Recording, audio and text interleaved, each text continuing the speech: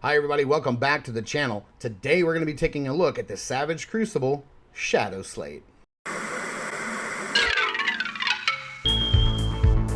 If Saturday morning cartoons fueled your imagination as a kid and powers your action figure collecting now as an adult, then you're in the right place. Thanks for stopping by and welcome to Saturday Morning Toy Collector. And if you like my content, please consider subscribing.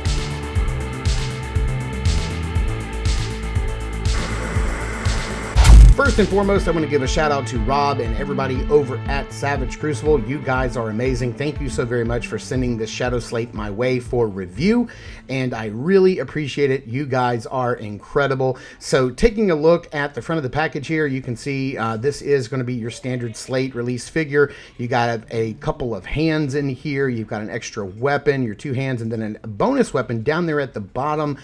Flipping around here on the back, you can read the little write-up right there. You can see the Harbinger Studios and Savage Crucible logo here on the back of the box.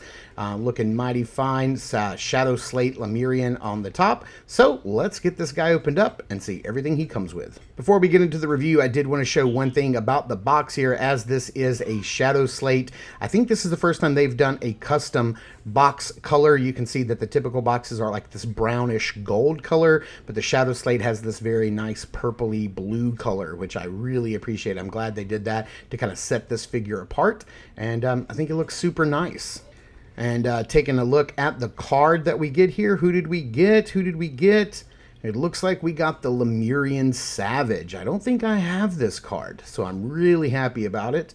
Here you can see all the stats. If you want to add this to your D&D game, you certainly can. Man, I really dig that artwork. I need to really go through and do like a sort of inventory of all the cards that I have and figure out which ones I have and which ones I'm missing. Taking a closer look at the accessories that he comes with, he does come with 2 weapons, which is really cool. With the first slate, we only got 1 weapon.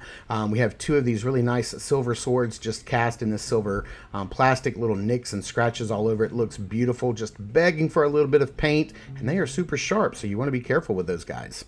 Here we have 2 of his gesturing clawing hands with horizontal hinges, looking really nice. Lots of detail sculpted onto these hands. They look great. All right, here we have the Shadow Slate standing straight up and down right out of the package, and I hope you guys can see that this guy is cast in an all-purple plastic.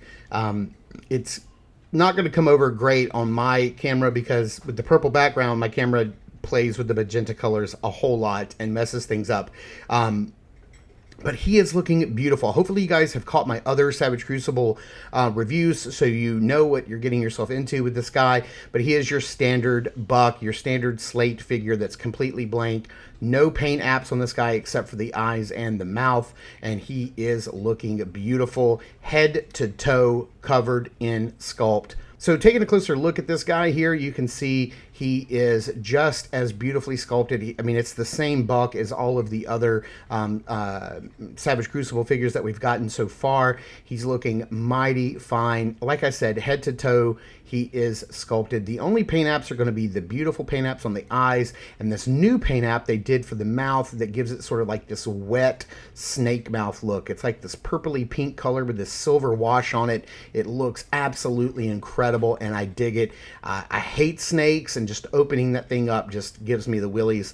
But you can just look at all of the sculpted detail on this guy, and it looks like there's some light wash on this guy to bring out, but there's not. This is just the sculpt and the way the light hits the sculpt.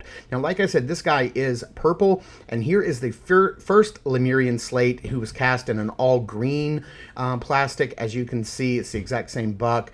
But this head here does have the same paint apps on the eyes and a different paint app on the mouth. The teeth and the mouth are painted differently from this one. But you can see this is the same slate, just cast in a different color. And man, I really hope that purple is coming across. Same exact figure, same exact sculpt, head to toe, just a different plastic.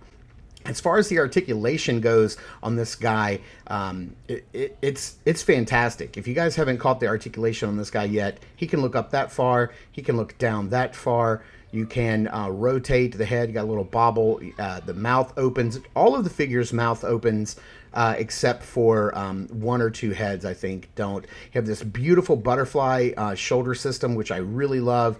It has a little stop point like right there, so you can get the arms over in front of the chest. But one of the cool things is you can disconnect that little joint and bring it further, and you can bring the arm even further across the chest. And if you position it just right, you'll never even see that gap in the back. So, you know, depending on how you want to pose your figures for photography, then you can just snap it right back in. The arms can go all the way out to the side and hit that T-pose, no problem. They can rotate all the way around if you need your figure to do that. You've got the upper bicep swivel here.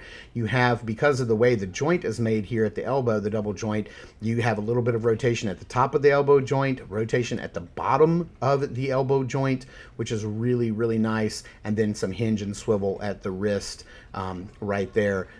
And then with the upper diaphragm and lower waist articulation, you get lots of bobble. He can crunch all the way forward, all the way back. You do get a little bit of a gap. You just have to like position it a little bit, but even hiding that gap, he still goes back a really far way.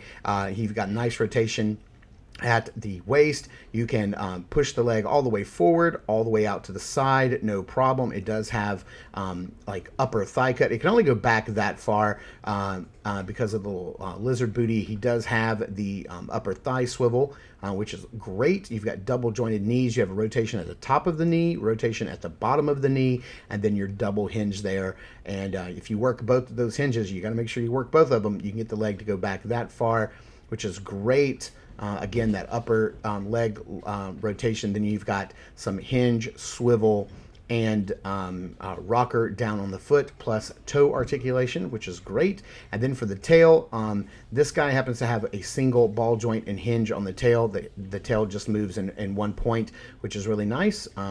And that looks really cool. So let's see if we can, we're going to quickly pop out one of the hands here and put in one of the gesturing hands, and then maybe get a weapon in his hand.